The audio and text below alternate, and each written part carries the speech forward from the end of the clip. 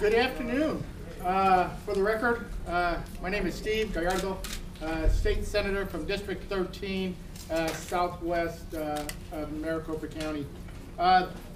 Today we're joined with Maricopa County Supervisor Mary Rose Wilcox and other medical professionals, including medical room doctors, emergency room doctors, ETM, nurses.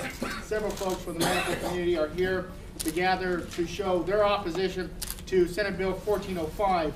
Later this afternoon in this very room, the Senate Judiciary Committee will be gathering to hear Senate Bill 1405, which will require hospitals to call immigration officials before admitting a person for non-emergency care if a person could not prove citizenship or legal status.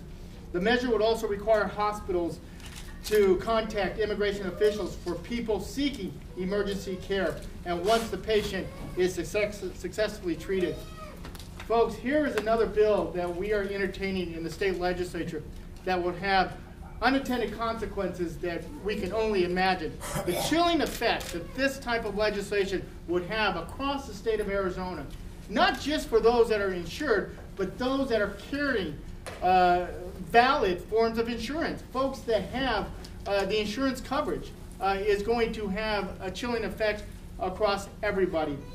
We are now asking people that when they go into a hospital, that you better make sure you have proof of citizenship. You better make sure you have your driver's license, your birth certificate with you at all times. This is unbelievable what we're asking folks. Start imagining the different types of scenarios out there. You're in an automobile accident. You're taken to the emergency room. You better have proof of citizenship. The idea that someone's child would be ill and sick and the parents be too scared to take their kids to the hospital or to the emergency room for services, fear of being reported to INS agents. This is the problem with this type of legislation. The chilling effect is unbelievable.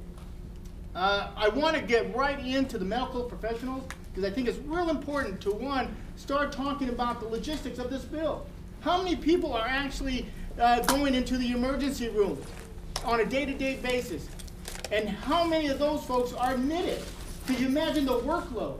You are now turning medical professionals in full-time INS agents. That's what you're doing. You're turning a full-time Border Patrol. Doctors that should be working to help treat ill patients are now turning into ICE agents. That is what we're doing with this particular piece of legislation. It is unconscionable that we would even treat or even hear this type of bill. This is type of legislation we do not need in the state of Arizona. So real quickly, let me turn this right over to Supervisor Mary Rose Wilcox, who will make some remarks in regards to the Department of Health and County Services.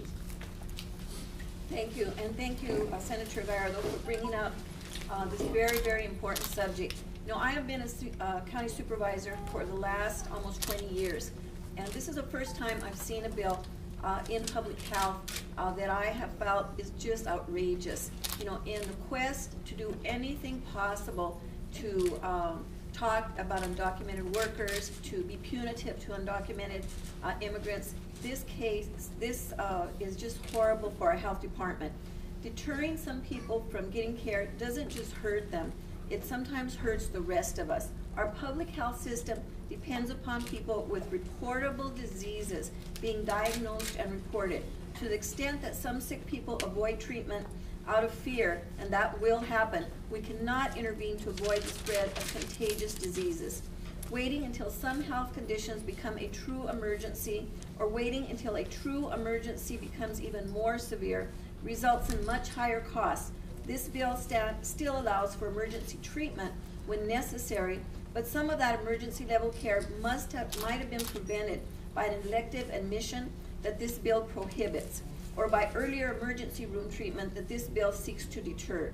Even incremental attempts to deny some types of health care leads to fear of obtaining any services at all, some of which protect the rest of us, such as immunizations. We all depend on a high level of immunizations, especially among children, to protect all of us. Do you think with this bill people are going to come in to get their children immunized? Some people may present to a hospital for a scheduled admission without the required documents. This will result in canceled admissions, repeated scheduling, and wasted hospital resources. But more importantly, due to the requirement to report to ICE, some persons will be deterred from seeking emergency care even during true emergencies. Besides the higher costs, once those emergencies become crisis level 911 calls, this will result in some numbers of preventable deaths. Do we really want undocumented immigration to carry a death sentence? That's what this is. Some trauma, obviously requiring treatments such as broken bones, will go unattended, resulting in physical disabilities.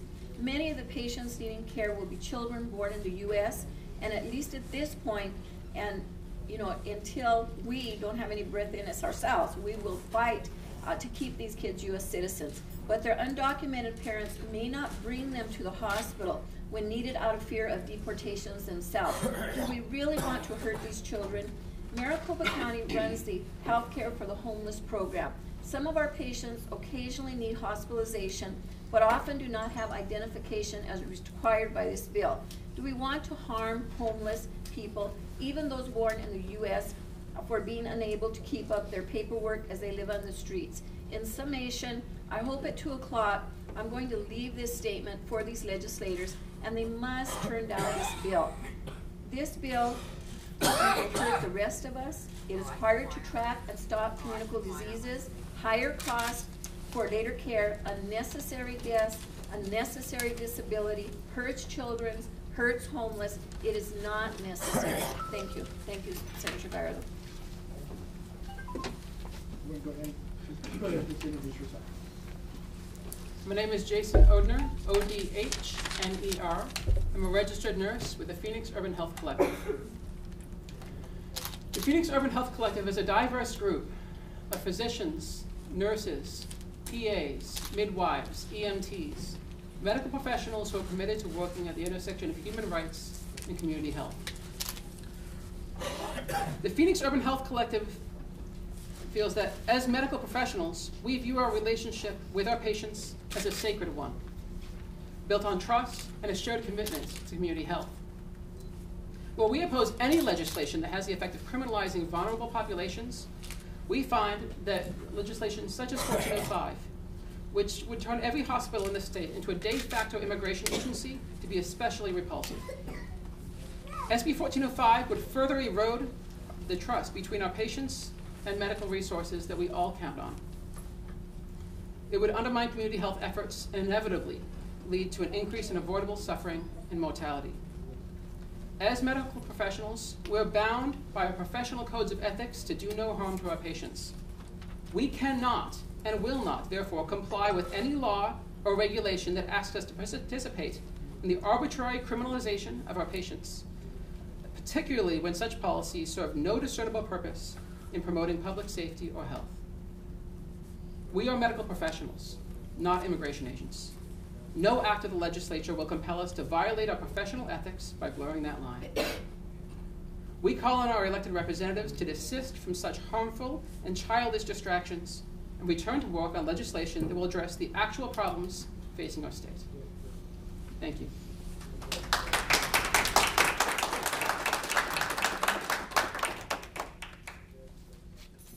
We have Dr. George Powell will address his comments in regards to the legislation. I'm George Powell, PAUK. I'm a physician, retired, MD, and I have a handout if the press would like. It deals with this issue and some of the other things like the waiver and so forth.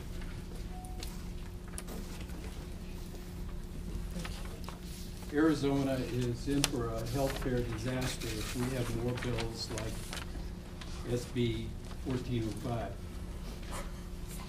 This is making us into a police state that will try to catch people when they are sick.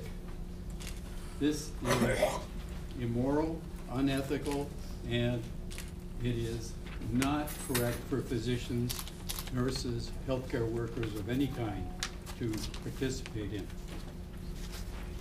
It will be a disaster for the people of Arizona because of the public health issues involved.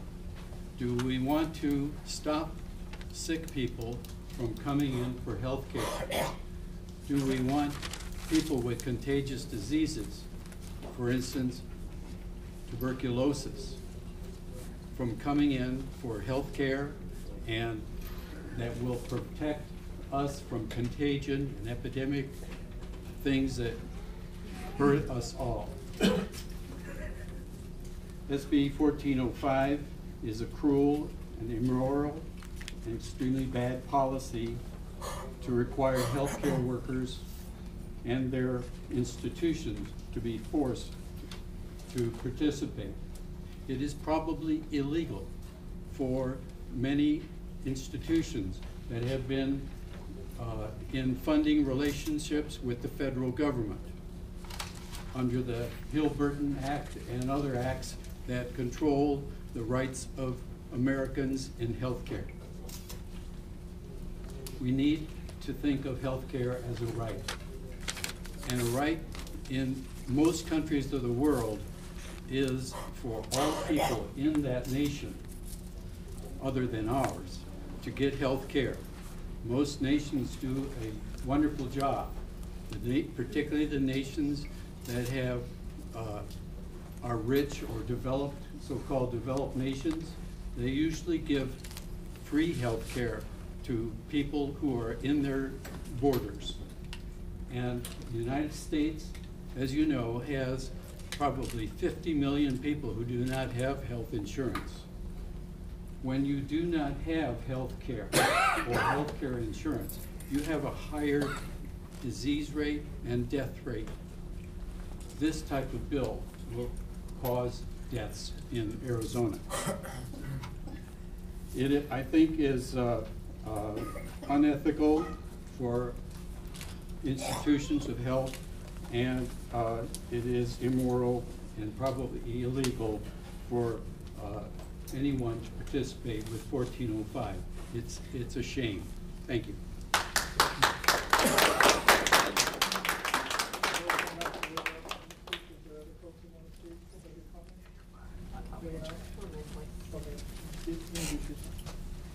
My name is Kate Kendig, and I have practiced nursing in the state of Arizona for 30 years. Most of my patients have been children.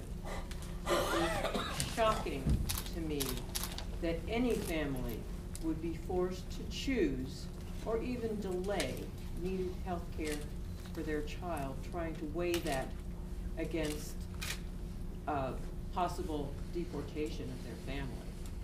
This is an outrageous, immoral position to put any family in. No child should be a hostage.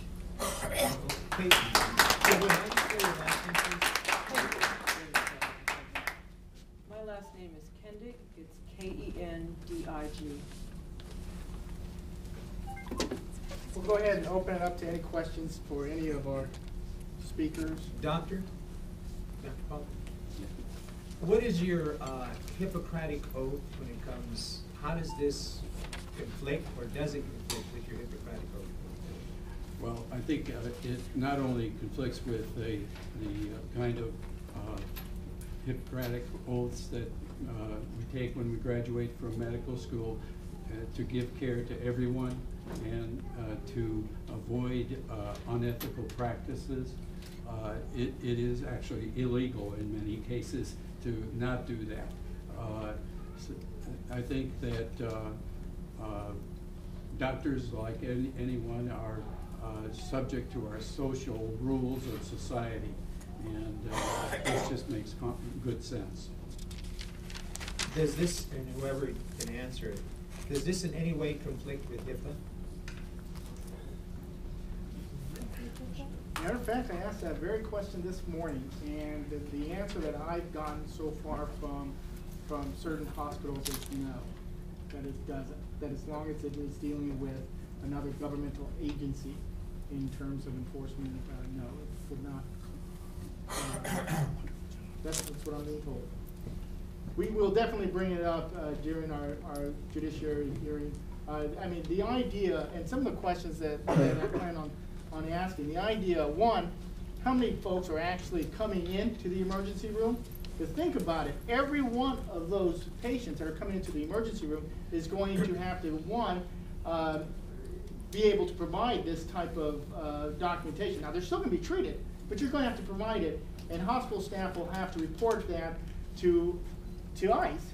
Now, just think of the workload that is now put on top of the hospital.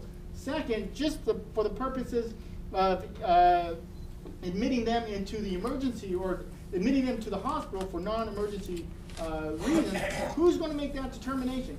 Is the doctors going to make that determination? Is this an emergency? If you're going to be admitted to an emergency room, it's going to be an emergency. I mean, it's going to be medical necessary for anyone to be admitted. So these are the types of questions I think we're going to be asked during the judiciary hearing.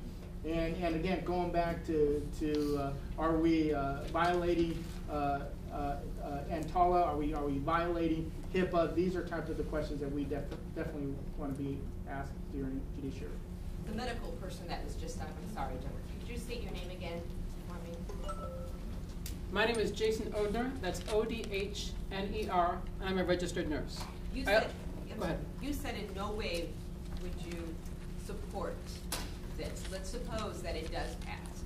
Are you willing to take that kind of stand at that point? I will not violate my professional ethics. I will not violate the American Nurses Association Code of Ethics. I will not violate my conscience to participate in a bill that I know to be in conflict with the oaths that I've taken. And this bill is in conflict with that. So yes, I will refuse to comply. Even if the state guidelines, let's suppose it does pass and you refuse and they come after you, you're willing to take it? Our neighbors, our community are our patients. The people who come to our hospitals are sick and they trust us to take care of them. It would be a violation of that trust for us to participate in the arbitrary criminalization of our community, especially when it serves no discernible value in promoting community health or public safety. We will not comply with this bill. The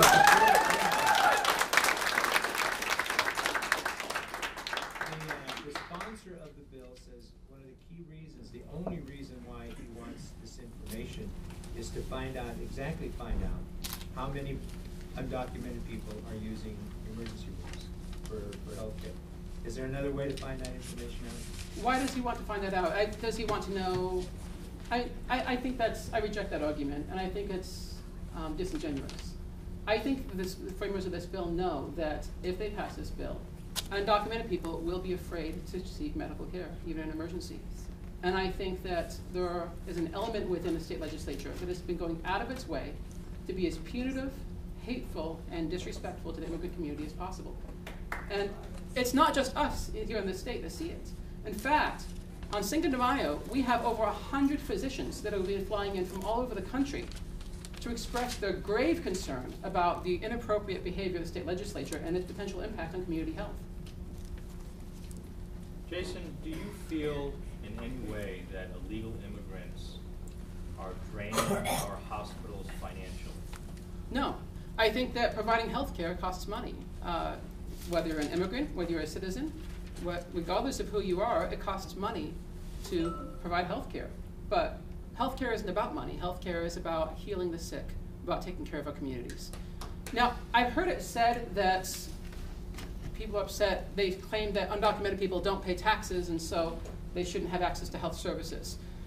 This is ridiculous for a couple of reasons. First of all, we know that most undocumented immigrants do pay taxes. But that aside, if that was really their argument, they would be asking us as hospitals to check every admit to see if they were perhaps a tax evader. They're not asking us to check tax evaders and report them to IRS. It's not about taxes. Do they think that's the hospital's job? They're not asking us, what about children? Children don't pay taxes, but we don't say that they should be denied health care. Many of the mentally ill who are too sick to work sometimes don't pay taxes. Old people who are retired and not working often don't pay taxes. And yet, in none of these cases have we claimed that they should be denied access to health care. Jason, if I can just add, I think that there are good studies in the literature, I don't have them referenced here, but that show that immigrants in general are healthier than the American public in general. And they use fewer services of health care than do the general average of the American public. It is an attack on immigrants that claims that they are a drag on our economy. They actually contribute, and there are other studies that show that they contribute more for our economy in their work and taxes than they use in terms of any costs that they incur in our hospitals or whatever. Doctor, in your career, have you ever seen or ever been put in a situation where you've been asked to do something on behalf of the state that goes beyond your medical credentials? Well, I had to testify in court about cases and things like that, you know. I know, as but physician. I'm saying, have you ever been in a situation